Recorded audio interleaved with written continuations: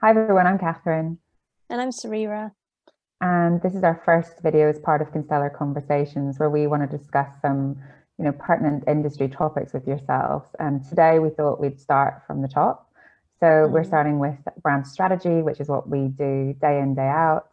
And we thought this little roadmap would be really helpful for you to see how we go about creating a successful brand strategy with brand founders.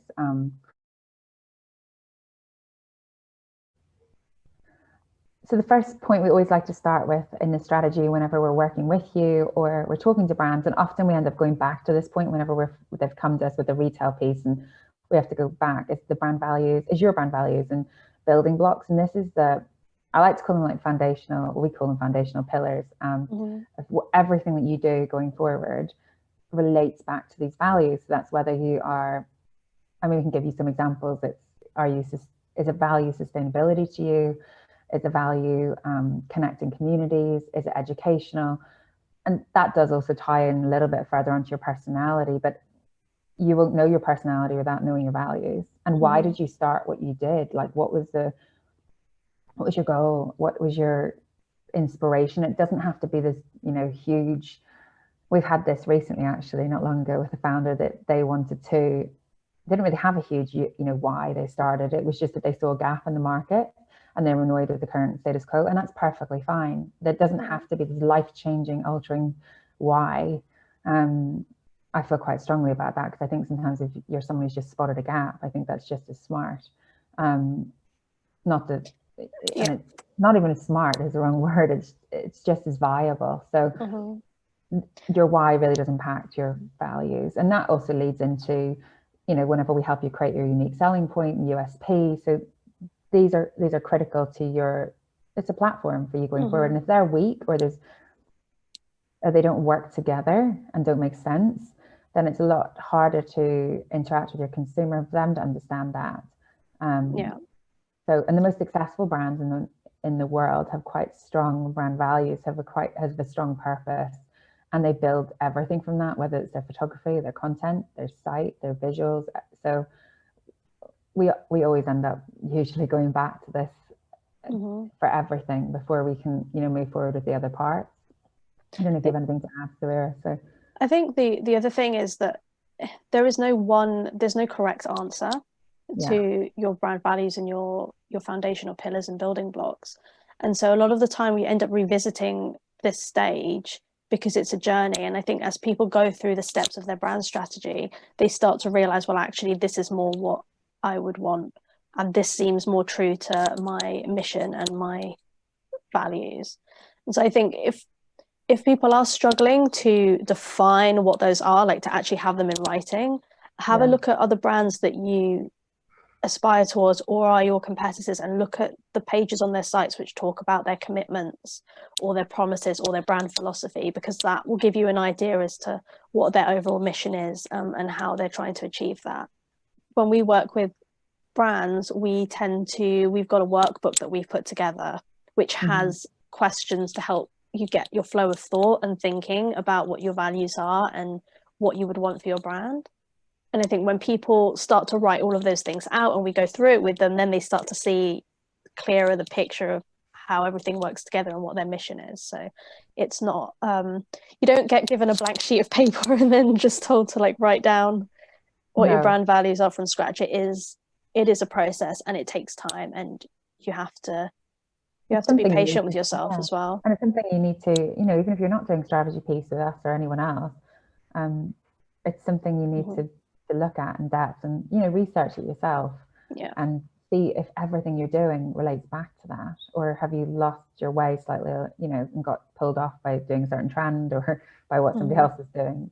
So I think it's worth looking at. And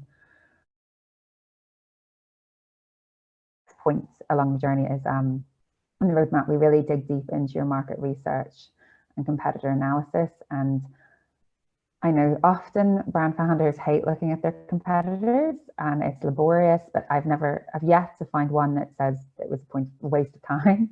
Mm-hmm. Um, and it doesn't mean you have to copy your competitors. It's so useful to know what your competitors are doing in the market and how they're doing it well or they're doing it badly and how you can take advantage of that. and also what their consumers are doing. The great thing now about social is that you can see the feedback they're getting, whether they're launching a new product, and what the feedback's been in that, because maybe you're thinking of doing something similar, or it's instrumental when you're looking at pricing. So if you want to price your product, your new product, you're in that stage, you're moving into a new market, it's worth looking at what your competitors are doing, because you don't really want to price yourself out, but you also don't want to be undervalued either. And there's always a level. I always say when you're doing your analysis, you have to do it as a brand owner, but also put yourself in the shoes of a consumer. Yeah. So the main reason being is that most brand owners will look at their competitors from a brand point of view and go, oh, well, my packaging's better, or their website's better, or their social's this. But you have to think of, what does your consumer, how do they see it? And often if you're trying to do too many things and be too many things to too many people, you're going to get lost. So from my perspective, it's critical, and we love doing this piece with people. And then the next step is really looking at your brand personality.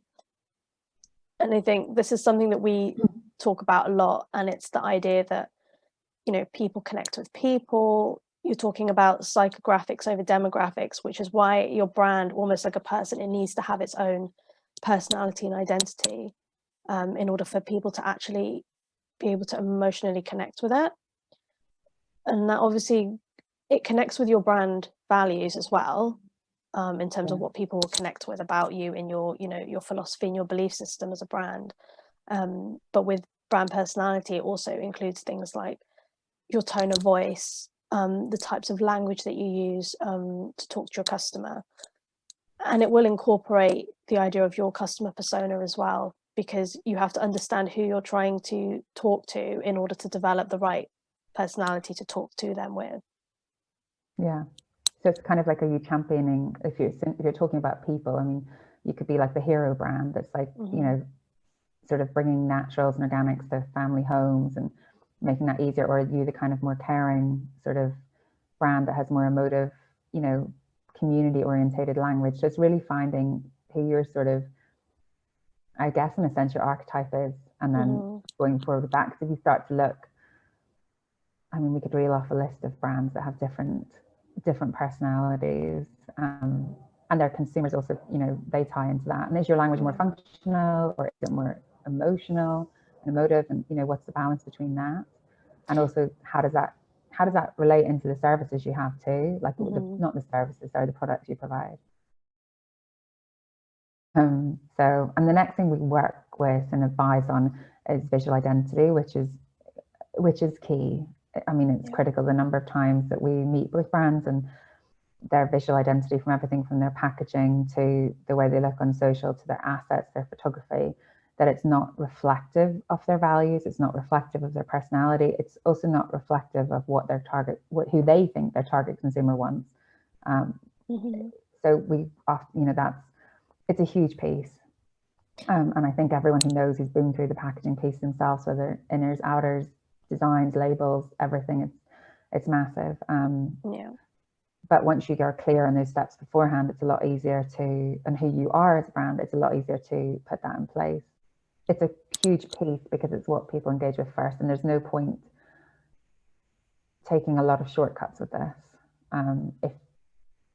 If it is your goal to grow significantly, there's always ways, as we always say, it's like a commitment to develop and source new packaging, source more sustainable options, and you commit to do that as you grow, because I totally understand initially sometimes you don't have those budgets, but having professional labels, professional packaging, especially if you're, and that fits with what your target consumer is expecting and the market expects, it's critical. I also think, in a way, a part of your visual identity is, it's not just physically how your product looks, but it's how you're perceived. So it does connect very well to your retail and DTC strategy, which is the next step, because the retailers that you choose to be a part of, even down to things like the influencers you choose to work with, or the publications that you're seeing in, that's all a part of your visual identity as a whole. So it's important to, consider that whole picture and how all those elements connect together. And then, because the retail and DTC part is big. but it's great if you're there and you're playing in those fields. And sometimes we meet brands who are in those, in a lot of retail, have their own online stores, but they're facing problems, and often it's because their values or their personality isn't connecting. So we work to connect these dots and these weakest links. But you'll see going forward from Constellar, we're going to put out a lot more content that we're just glazing over this today, that totally breaks this down and actually provides you with valuable tools that you can use to move forward. Because retail, we need to think about your pricing.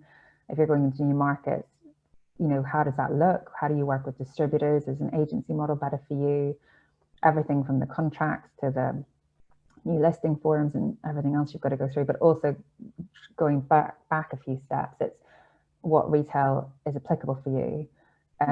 Are you better suited with luxe retail, speciality? Are you more of an FMCG? Are you going through independence? Are you actually just going to sell through your own store first and then look at retail later? What are your competitors doing? You can learn so much from your competitors, even on their website, who their stockists are. And you can then start to target them too. But it's how do you, in a retail sense, how do you pitch to buyers? How do you attract interest? And why is everything else before this so critical in your pitch decks? And well, not your pitch decks, sorry, that's investment, but your retail decks and all the promotional stuff that goes into it and the costs. And would it be sustainable for you to go with a larger retailer? Are you going to need investment? But which is amazing if that happens, because it's much easier to get investment when you've got the retail. But I think the way everything is moving, and I know Savira handles the majority of all our digital strategy,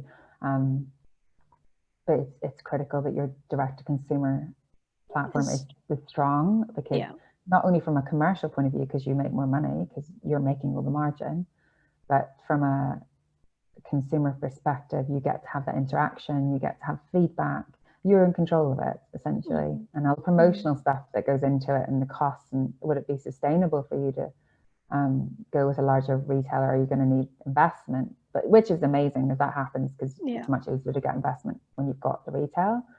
But I think the way everything is moving, and I know Savira handles the majority of all our digital strategy, but it's critical that your direct-to-consumer platform is strong, because not only from a commercial point of view, because you make more money because you're making all the margin, but from a consumer perspective, you get to have that interaction, you get to have feedback, you're in control of it essentially. And I'll let you. I think, as Catherine was saying, it is so important to have that strong digital window for your brand, not only for the brand awareness and gathering that customer base, but it's also your proof. With the way things have gone, and the way this year has been, retailers themselves, they can't take the risk of taking on brands that they may not be able to sell through stock on. So it's so important that if you can almost provide that social proof to say, we have a strong presence online, we have customers that love us, and our customers also cross over with yours, or we could be introduced to a new audience, then you're more likely to get your foot in the door at a minimum. So that's definitely something that's I'm really passionate about with the digital first and D2C approach, but also for Constellar, it's so important. And it's part of, well, I hate this word pivot, but it's part of being able to pivot into like new territories and adapt, actually build a brand that's adaptable and sustainable for whatever the future may hold. And it's amazing because there are so many opportunities now to do that because of the strength of having a digital first strategy and your own shop window. So, and being able to ship internationally, and how do you get past all those regulatory things, and there's so much involved in this, but it's a really exciting time because you get to connect with so many more people on a global level, and this is where the digital marketing strategy is critical. Because with your digital marketing, it's often the element that gets overlooked the most. And I don't blame brands, because once you've gone through all of these steps before, how much budget do you have left? People don't save budget for digital. It's a lot of the time it becomes an afterthought. and the bit that they think that they'll just spend the least on. I mean, I do definitely, I do definitely think there are ways to budget sustainably and effectively, especially if you're a new brand. With your digital. So, that's in terms of what we would include in a digital marketing strategy. It's looking at how you take your brand values and your message and what your offering is, and turning that into consumable content and reasons why people would want to choose you. So it's the way that you message, it's your content pillars of the types of content you're going to put out there, what platforms those are going to be on. And then even down to the details of whether you're looking at Pinterest or Instagram or your email marketing strategy, which would be embedded in that, and even things like your social ads as well, and the kind of spend you would want to put onto that. So they're all of these little things, and they build up together to make your whole digital marketing strategy. And essentially it's all of the legwork for creating your online presence and having that be strong. Sorry to interrupt you, but that's everything from looking at your ads, your SEO, how that runs through to your blogs, to your mailers. There's all of that involved in it. But with your digital, so that's in terms of what we would include in a digital marketing strategy. It's looking at how you take your brand values and your message and what your offering is, and turning that into consumable content and reasons why people would want to choose you. So it's the way that you message, it's your content pillars of the types of content you're going to put out there, what platforms those are going to be on.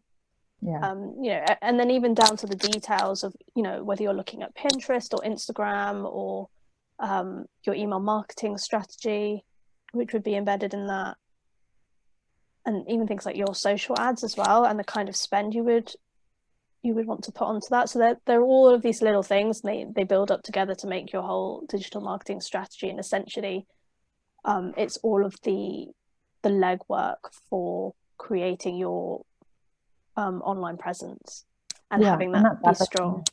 Sorry to interrupt you, but that's everything from looking at your ads, your SEO, how that runs through to your blogs, to your mailers. There's all of that involved in it. But you get down into the kind of the granular bare bones elements of what they need to be doing. And one of the things that we like to put together is this channel overview. So it looks at things like how many times to be posting a week on different platforms. And that's looking at from your pre-launch to your launch 1 year in, and actually giving people a feasible, and sustainable way of being able to grow this, because not everyone's going to be able to hire a social media agency, or an in-house team of 3 people to be creating content and pushing it out every single day. And I think it's important to realize that showing up doesn't always have to look like a constant stream of content going out on Instagram and stories every single day. Sometimes it is a strategic approach. And one of the things I always say to a brand is, before you agree to do any kind of sticking to a content plan, is that content plan sustainable for you? In terms of, is it sustainable for your budget? Is it sustainable for the amount of people and time that you have available for working on that? And I think consistency is key. Quality and consistency is key over quantity. So I think these are all things that we consider, which is why every marketing strategy we put out there is tailored for the brand. Going global is great, and that's what we want if you want it, that's what we would love every brand to be able to do, because there's also the opportunity to do that now.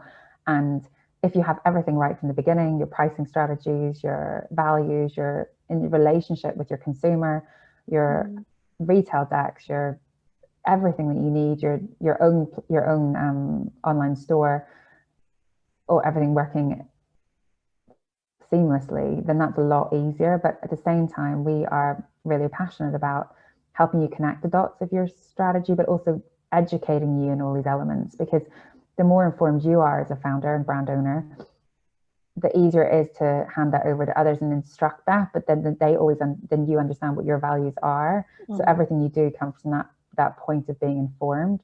So it's definitely not it's not a scenario where we do all this work for you and hand it over. It's a very collaborative process.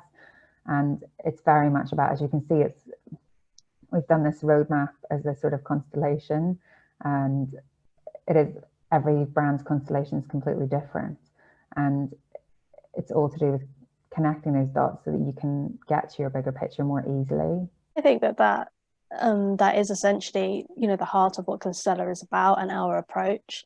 You're completely right. It is collaborative because nobody's going to know and understand your brand more than you will as a brand owner.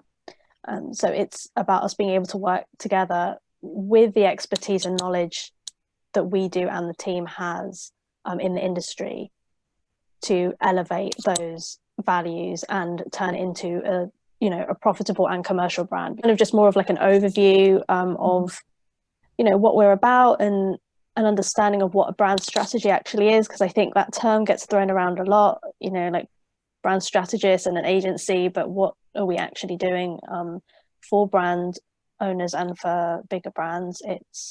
It's working through all of these points. And I think going forward with Constellar Conversations, we're going to delve deeper into each of these points and the elements that fit in between. So it will, we will talk more in depth about competitor analysis. We'll show examples of how things work. We can look at, digital marketing strategies and what's really entailed in that, so that you can get a much better understanding of what's involved in every step. And also it will help you to understand maybe where your weaknesses are and where you might need help, and what parts you can do on your own. I mean, as much as we're an agency and we want to help brands grow and be successful in the way that is good for them, being able to do things yourself and giving you the tools to be able to do things yourself is quite fulfilling as well. And it's something that we want to do because at any point you're never going to be working with the same people forever. So I think as a brand founder, you need to be able to run with the ideas and the processes on your own. 100%. I couldn't have said that better myself. So yeah, I would also love to know if there's any specific areas you'd like to hear from. There's other people in our team who've got different areas of expertise too. So it'd be great to have some feedback of what you'd like to see more from us. Yeah, for sure. We'll see you next time. Yeah.